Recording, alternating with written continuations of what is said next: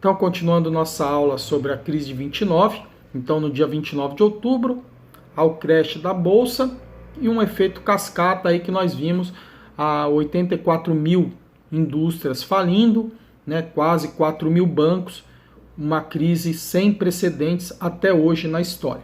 Então vamos elencar aí alguns motivos para essa crise, né? O primeiro deles é algo que está muito presente no nosso dia a dia, que é a concentração de renda, né? A desigualdade social gigantesca que abateu os Estados Unidos naquela época. Então, alguns números aí para facilitar esse entendimento, né? 13% das pessoas mais ricas, então se eu pegar todos os americanos, norte-americanos, os 13% mais ricos tinham 90% de tudo nos Estados Unidos. Então é uma concentração de renda gigantesca. Do outro lado da pirâmide, né, no outro lado, eu tenho 21% da população vivendo abaixo da linha de pobreza. Então os especialistas indicavam que um cidadão, para viver dignamente, né, ou seja, ter alimentação, moradia, escola, hospital para ele, para os seus filhos, para sua família, ele precisaria ganhar 166 dólares por mês. E 21% dos norte-americanos ganhavam, em média, 83 dólares mensais, ou seja, metade do que deveriam receber para ter uma vida digna, não para ter uma vida de luxo, só para ter o básico que uma pessoa tem para viver dignamente. Então eu tenho 21% da população abaixo da linha de pobreza e, obviamente, não consomem, né? E consomem apenas o básico para sobreviver. Não são consumidores lá do American Way of Life. Isso vai gerar um aumento gigantesco no estoque das indústrias, né? A indústria não vende porque as pessoas estão ganhando pouco. Se elas não vendem, elas acumulam, elas guardam. Se eu guardo o estoque, se eu estoco o produto, para que eu vou produzir no mês seguinte? Não produzo. Se eu não produzo, eu demito o meu funcionário, já que eu não vou produzir aquele mês. Uma vez esse funcionário demitido, ele para de consumir automaticamente, gerando maior problema, menor consumo, que vai levar a maior estoque novamente, mais demissão, até que a indústria fale. Nós vimos aí 84 mil indústrias falindo. Então a acumulação de renda é esse primeiro grande problema. O segundo é a crise agrícola. Então a gente tem um campo extremamente modernizado, então as máquinas vão substituir a mão de obra humana, né? E elas vão fazer com que o aumento da produção seja elevadíssimo. Então eu elevo a produção de alimentos, né? Faz com que o preço desses alimentos diminua. Então, diminuindo o preço do alimento, o fazendeiro ele não consegue dinheiro para plantar. Então, ele vai pedir dinheiro no banco. Em troca, ele deixa a fazenda dele como garantia. Conforme a crise vai aumentando e o preço do alimento diminui, esse fazendeiro não tem como pagar a sua dívida e ele acaba perdendo a fazenda para o banco. Né, e o banco não vai produzir nada ali, vai ter uma diminuição do alimento, vai carecer lá durante a crise, vai ser mais um motivo para a fome, para o desespero que os Estados Unidos vai viver. E o último deles é a concorrência externa.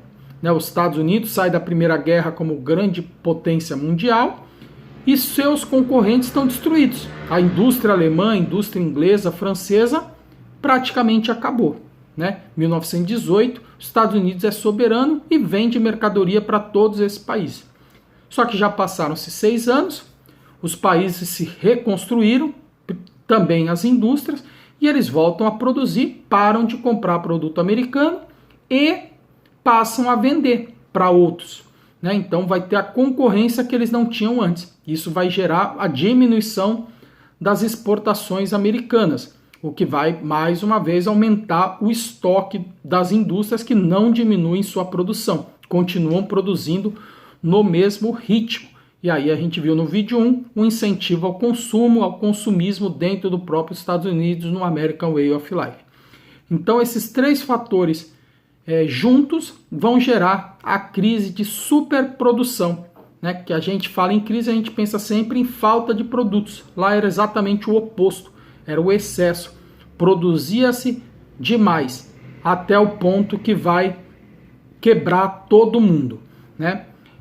E mundialmente, essa crise, lógico, um mundo globalizado que nós já estávamos nessa época, a crise nos Estados Unidos, que nós vimos o maior credor do mundo, vai ter consequências em todo o mundo capitalista, né, incluindo o Brasil. Lembrando, o Brasil vivia do café, o maior comprador de café do Brasil eram os Estados Unidos, e o café é uma das primeiras coisas que eu corto quando eu estou em crise.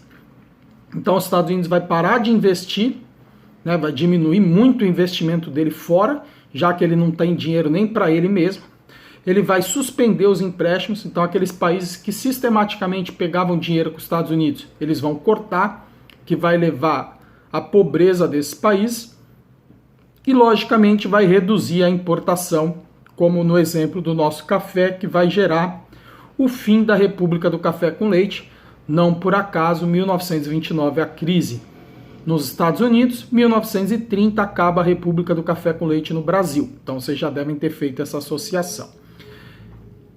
Essa é a crise de superprodução, a crise de 1929, que vai ser resolvida, por sua vez, por um presidente americano, até hoje aí tido como o maior ou segundo maior presidente da história dos Estados Unidos, que é o Roosevelt, né? O Roosevelt vai ser eleito com uma lavada de votos em cima do seu concorrente, porque ele não acha que vai ter a solução. Ele diz que tem a solução para os Estados Unidos sair da crise, e no seu governo vai se mostrar que ele tinha mesmo, já que ele tira os Estados Unidos da crise.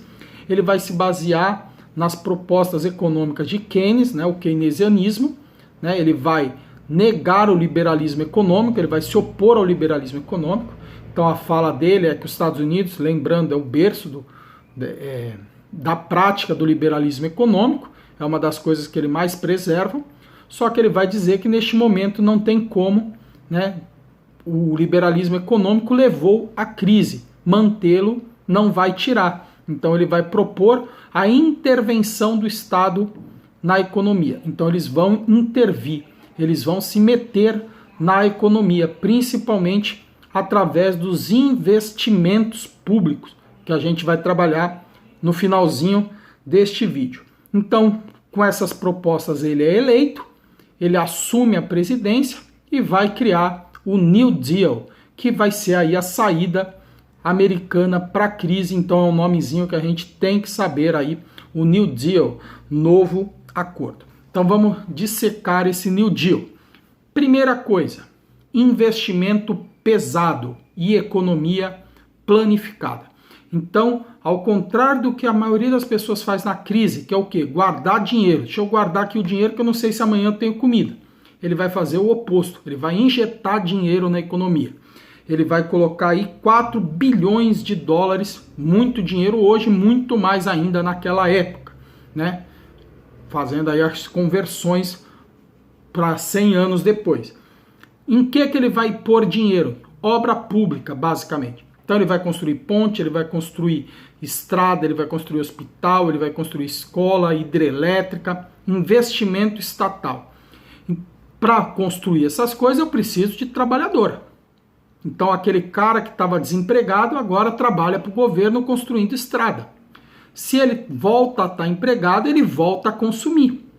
Se ele volta a consumir, a indústria tem que reabrir para poder produzir para ele. Então a indústria reabre. Para ela reabrir, ela contrata seus funcionários. Então menos gente desempregada, mais gente que volta a consumir. Então essa crise vai virar um ciclo positivo. Então eu saio do ciclo negativo e entro no positivo através da criação de empregos com investimento estatal feito pelo New Deal. A segunda coisa que ele vai criar é a limitação industrial, obviamente, né? Porque senão tudo se repetiria. Eu volto a produzir, produzo excessivamente, volta a crise toda de novo. Então não, ele regula. Né? Você não pode produzir mais do que o mercado tem para consumir. Como? Imposto. Produziu muito, paga. O cara não vai produzir. É basicamente essa a lógica da limitação industrial para evitar uma nova superprodução. Essa limitação industrial, óbvio, exatamente o oposto que prega o liberalismo econômico de autorregulamentação da economia. E por último, ele vai investir em leis trabalhistas, né? Criar situações para que o trabalhador consuma e tenha uma vida digna, gerando emprego. Então ele reduz a jornada de trabalho. Então uma conta simples, se uma empresa você trabalha 12 horas, eu preciso de 2 funcionários para realizar uma tarefa. Quando ele reduz para 8, eu já preciso de 3. Criei um emprego a mais. Então só nessa redução eu já criei emprego, bastante emprego. Segundo, o salário digno. Ninguém pode ganhar 83 dólares se o mínimo para o cara viver são 166. Então a gente vai criar o mínimo ali de salário para cada cidadão. Então eu crio agora, todos eles vão ser consumidores, já que todos eles têm um salário digno. Ele vai criar o seguro-desemprego, então caso você perca seu emprego, o Estado continua te pagando. Isso vai gerar uma falta de problemas econômicos, logicamente, porque esse cara, mesmo desempregado, continua consumindo. Vai ter o seguro-velhice, que é aí uma espécie de aposentadoria. Você fez 65 anos, ninguém quer te contratar na indústria, então o Estado vai te pagar até você morrer.